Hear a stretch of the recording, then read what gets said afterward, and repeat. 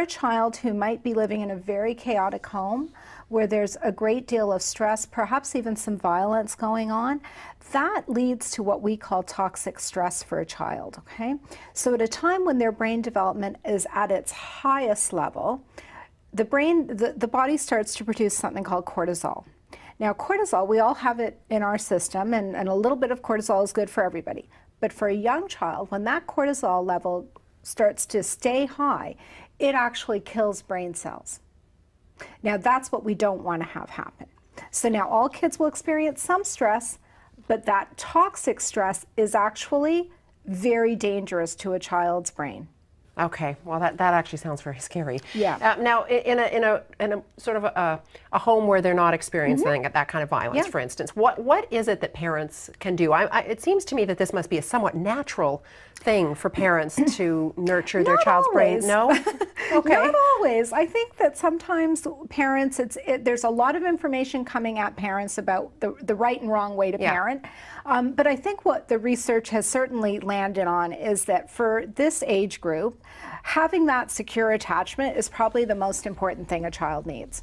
So that comes from a parent who is consistently responsive to their child's needs, especially when that child is distressed. And that's really key, because sometimes we'll see parents who can actually get down on the floor and play with their child and there's no problem, they're having a good time. So there's a good bond there. But when that child becomes distressed, in some instances we see parents who struggle, they don't know what to do.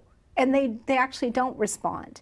And if a child is experiencing that lack of response all the time, that's not a good situation, because that is going to affect the relationship with the primary caregiver. Also, going forward, could have an impact on that child's relationships with other people. All right, so you're saying the best way for parents to nurture this brain development is through relationships? Absolutely. Is through attachment? Absolutely, it's key. All right, okay, and things like playing with your baby? Playing with your baby, responding to distress, picking up on your baby's cues. Language becomes very important, so creating that language-rich environment for your baby, and really taking the time to observe your baby as well and learn.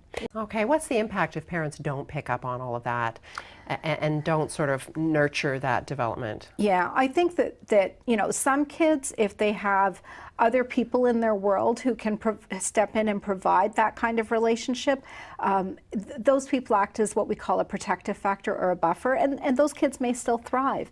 But for the kids who have none of that anywhere in their life, I think it can lead to some poor outcomes, for sure. What do you mean? So it will affect brain development.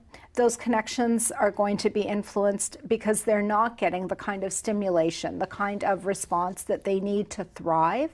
And I think for a lot of children, it has an impact on how they perceive themselves. And what is tough with this age group is that they're not verbal.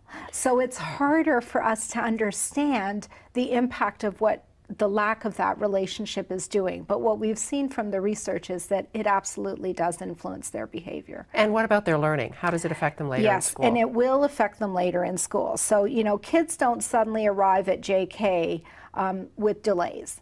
It's been a journey to that moment where a teacher says, wow, there's something going on.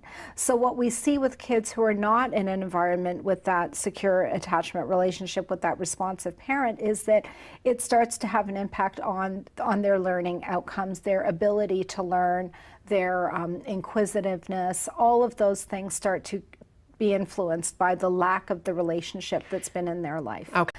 But when switches are turned on or off that we don't want because of a child's relationship and their environment, undoing the impact of that later is huge. It's very difficult, because we also, so with these 700 connections and all this brain development that's going on, the brain is most plastic during this time.